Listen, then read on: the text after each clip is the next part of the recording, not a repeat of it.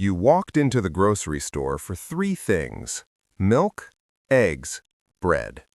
You remember this clearly because you repeated it to yourself before leaving the house, almost like a mantra.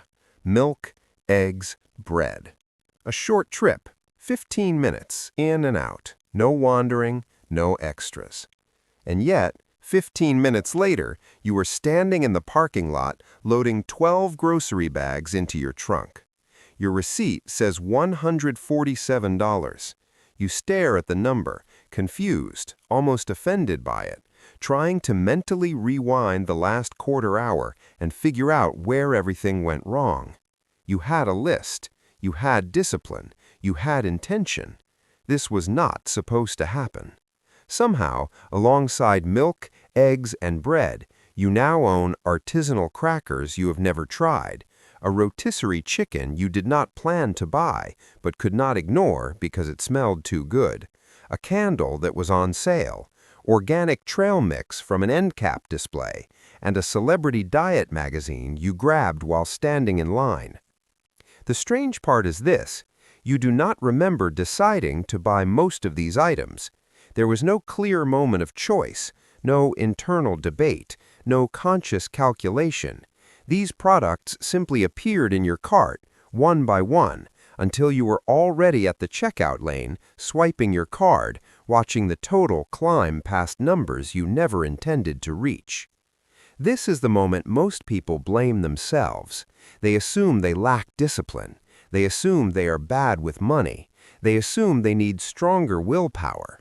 But that assumption is wrong. This is not a personal failure. This is not a character flaw. This is not about self-control.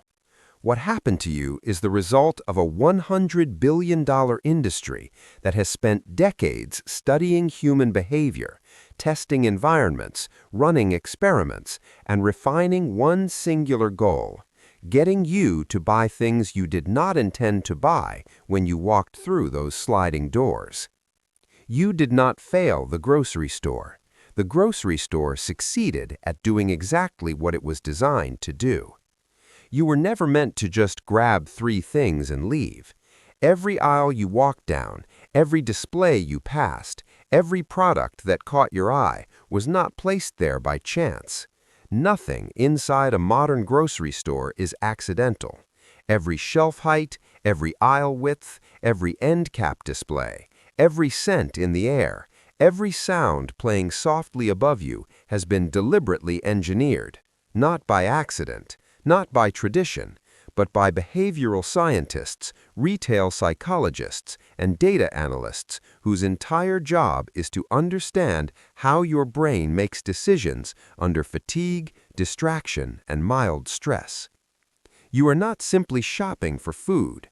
You are moving through a carefully constructed psychological environment designed to override your intentions and extract as much money as possible from a single visit. This is why your experience feels confusing in hindsight. You walked in with a plan, and yet, step by step, that plan dissolved without resistance. That is because you were not navigating a store built for efficiency or convenience. You were navigating a behavioral maze. A maze designed the same way casinos are designed. Casinos do not rely on people making rational decisions. They rely on people staying longer than intended, losing track of time, becoming mentally tired, and making small, repeated choices that slowly add up to significant losses. Grocery stores have borrowed this exact playbook. Like casinos, they minimize clear sight lines to exits. Like casinos, they surround you with constant stimuli designed to keep your attention fragmented. When you walk into a grocery store, you are not treated as a customer to serve. You are treated as a psychology to be studied, predicted, and exploited. The store does not ask, "What does this person need today?" It asks, "How do we keep them inside longer? How do we make them walk farther? How do we increase the number of unplanned decisions they make?" And the most important thing to understand is this: you are not losing because you are weak. You are losing because the environment is adversarial. The grocery store is not neutral ground. It is not a passive marketplace. It is an engineered system designed to make your intentions fail quietly, without you noticing, until it is too late.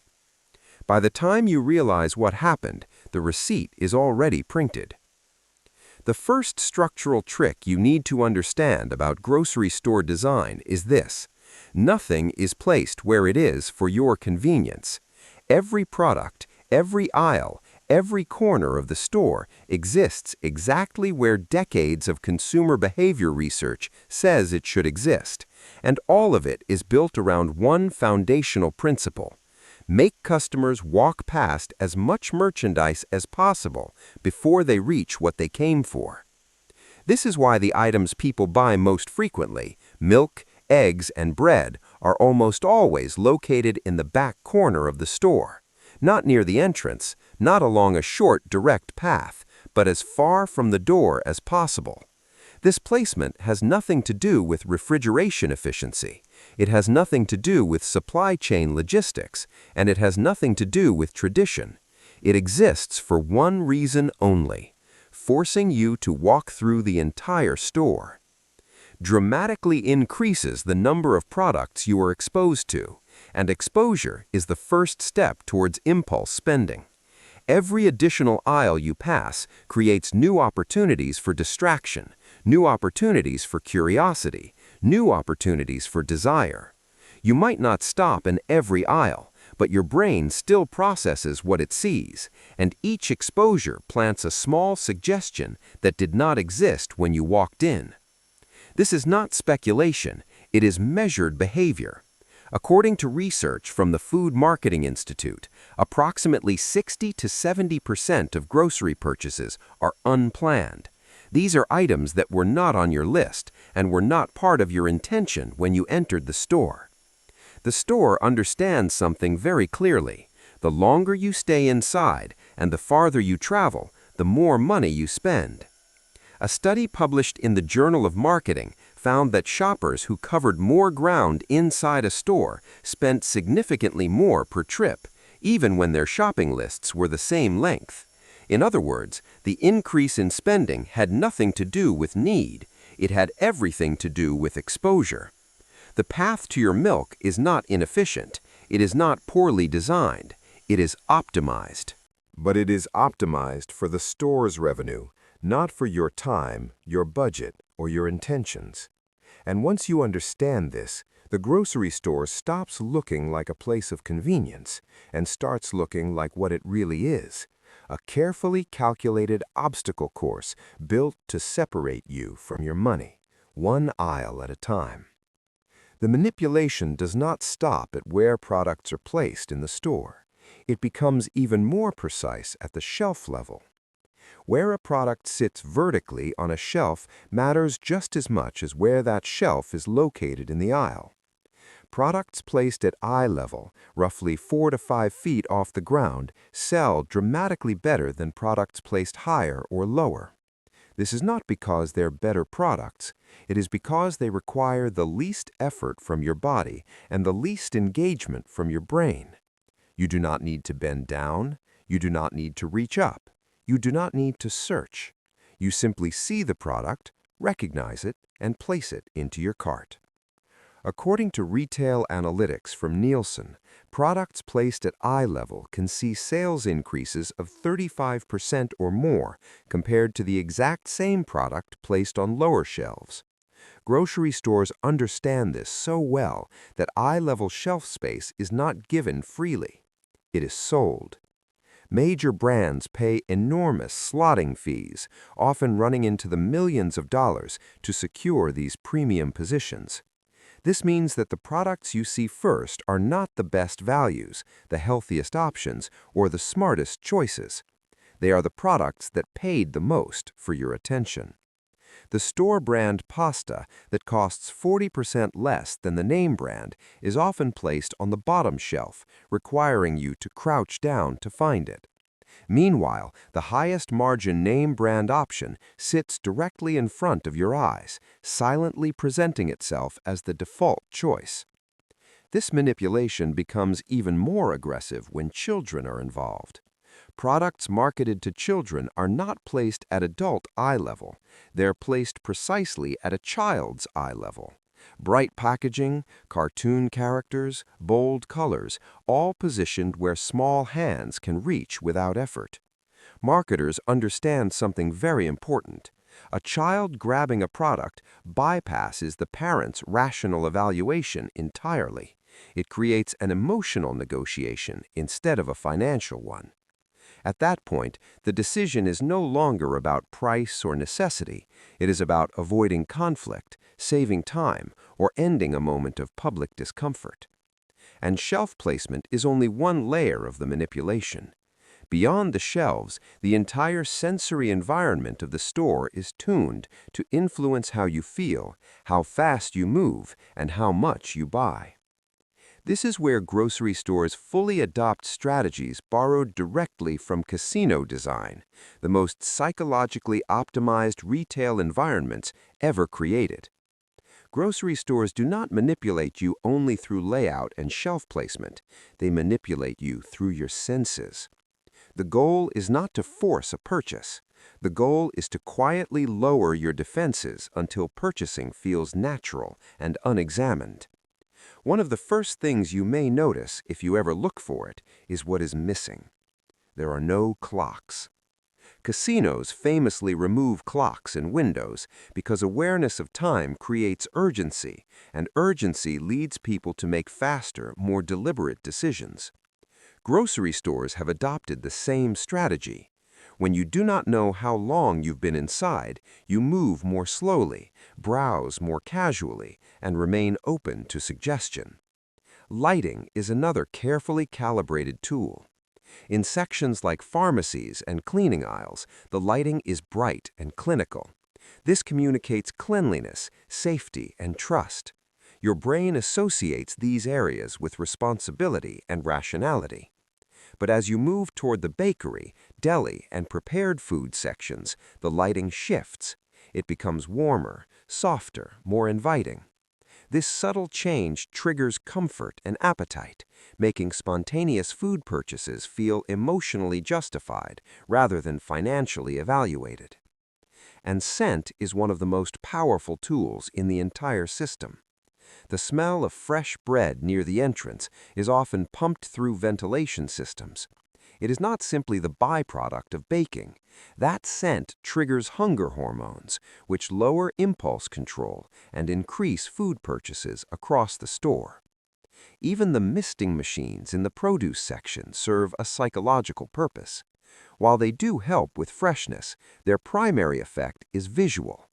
The mist makes fruits and vegetables glisten, signaling freshness and desirability, which increases impulse produce purchases.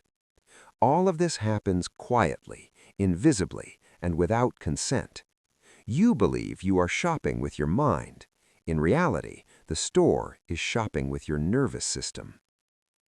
Even after you have navigated the aisles, resisted some temptations, and made it most of the way through the store, the manipulation does not stop.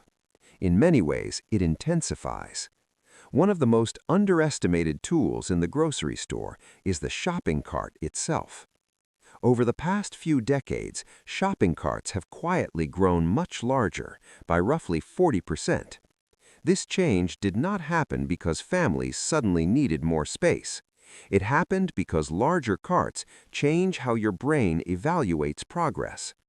When your cart looks empty, your brain interprets that emptiness as inefficiency. It creates a subtle urge to fill the space, even if nothing on your list requires it. A half-empty large cart feels like underperformance, while a full small cart feels like completion. According to consumer behavior studies, including work by Martin Lindstrom, shifting cart size increases spending significantly. In some cases, doubling the cart size increases purchases by approximately 40%. You are not buying more because you need more. You are buying more because the container tells you that you should. And then comes the final gauntlet, the checkout lane. Checkout lanes are deliberately narrow, forcing you into a slow-moving line with limited physical and mental escape. You are stationary, You are mentally fatigued. You have already made dozens of small decisions, and your willpower is depleted. This is not an accident. This is timing. The products surrounding you at checkout are not chosen randomly. Candy bars, gum, magazines, batteries, gift cards, and cold beverages dominate this space because they carry some of the highest profit margins in the entire store, often between 40 and 60%. The average wait time at checkout is 3 to 5 minutes. That time has been monetized.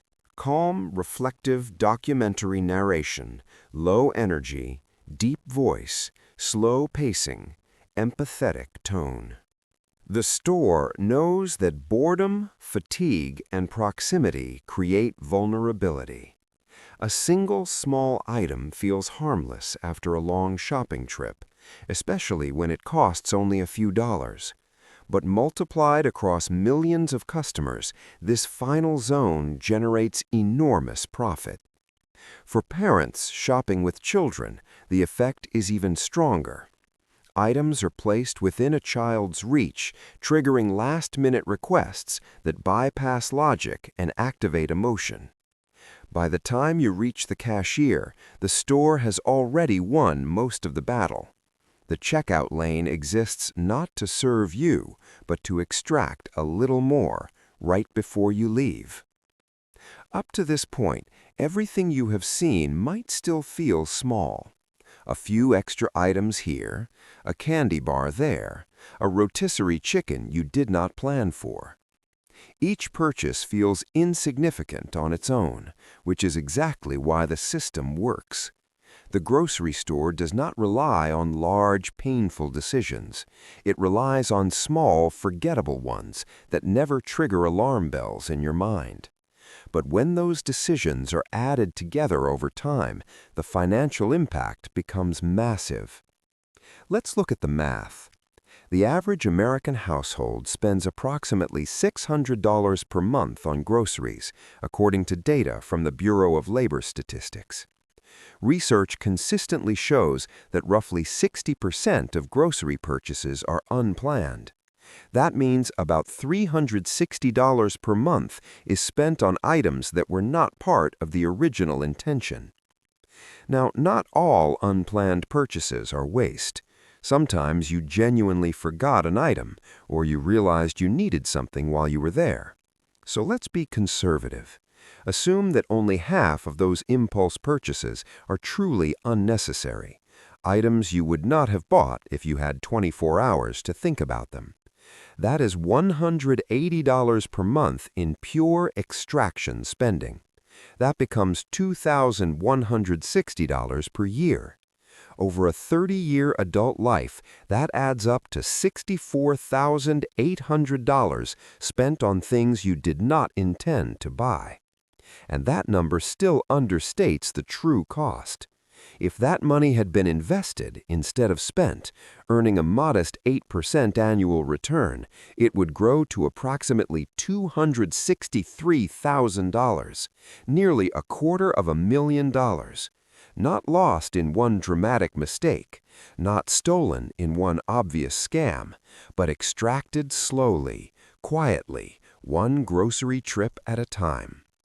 One impulse purchase feels harmless. Thousands of them change your financial future. This is why the grocery store is not neutral terrain. It is an adversarial environment designed to defeat your intentions through repetition and fatigue. Every visit without awareness is a visit where you lose a little more ground. At this point, it becomes tempting to think, I'm not that bad. You might tell yourself that you shop reasonably, that you only grab a few impulse items here and there, and that your situation is different from the extreme examples. That belief feels true because you never see the full picture. You never add up the receipts across months and years. You never experience the loss all at once. The system works precisely because the damage is distributed into moments that feel harmless and forgettable. But here's the uncomfortable reframe. Every time you enter a grocery store, you are walking into an environment that was not designed for your benefit. It was designed by psychologists to influence your behavior, optimized by data scientists to predict your responses, and engineered to make your intentions quietly fail. The store does not see you as a customer to serve. It sees you as a set of behavioral patterns to exploit. Milk is placed in the back, so you must walk past temptation. Expensive products are placed at eye level, so you reach for them without thinking. Checkout lanes are narrow, so you remain trapped, bored, and vulnerable at the exact moment your defenses are lowest. None of this is accidental. None of this is about convenience. It is a system built to convert your time, attention, and mental energy into revenue. The most dangerous part is not the manipulation itself, it's your lack of awareness of it. As long as you believe the environment is neutral, you will continue to blame yourself for outcomes that were engineered in advance. The moment you see the system clearly, something changes. You stop feeling guilty. You stop feeling confused, and you start recognizing the terrain for what it is. The maze does not disappear, but you are no longer walking through it blindly. Once you understand that the grocery store is an adversarial environment, the goal is no longer to win. The goal is to reduce how much you lose. You are not going to outsmart a system refined over decades in a single trip, but you can limit how much psychological leverage it has over you. The first defense is not just making a list, but committing to it with structure. A random list still allows wandering. A structured list changes how you move. Organize your list by store section so you can move deliberately instead of drifting. The less you wander, the fewer opportunities the store has to introduce unplanned decisions. If possible, enter the store through the side closest to your first items. Avoid the main entrance whenever you can. The main entrance is designed to funnel you through promotional displays, seasonal items, and impulse traps before you begin shopping. These strategies do not eliminate manipulation. They reduce exposure. You are not trying to be perfect. You are trying to be deliberate in a system designed to make deliberation difficult. Right now, you likely still see yourself as someone who shops reasonably. Maybe you buy a few things you did not plan for. Maybe your grocery bill is higher than it used to be, but nothing feels extreme enough to demand concern. That sense of normalcy is what allows the system to keep working. Because the damage never arrives all at once. It arrives in small, forgettable moments that never feel important enough to question. But there is another way to see what is happening. Every time you walk into a grocery store, you are entering an environment built to study you, predict you, and quietly push you toward decisions that serve the store's profit, not your priorities. The milk is in the back because they want you to walk past temptation. The most expensive products are at eye level because they want you to reach without thinking. The checkout lanes are narrow because they want you trapped, tired, and vulnerable at the exact moment your resistance is lowest. The maze is not a coincidence. It is a weapon. And the only real defense is awareness. When you see the system clearly, you stop taking its outcomes personally. You stop blaming yourself for spending more than you intended. And you stop confusing manipulation with choice. The store does not become harmless. The tactics do not disappear, but you are no longer walking in blind. From that point forward, shopping becomes an act of navigation instead of surrender.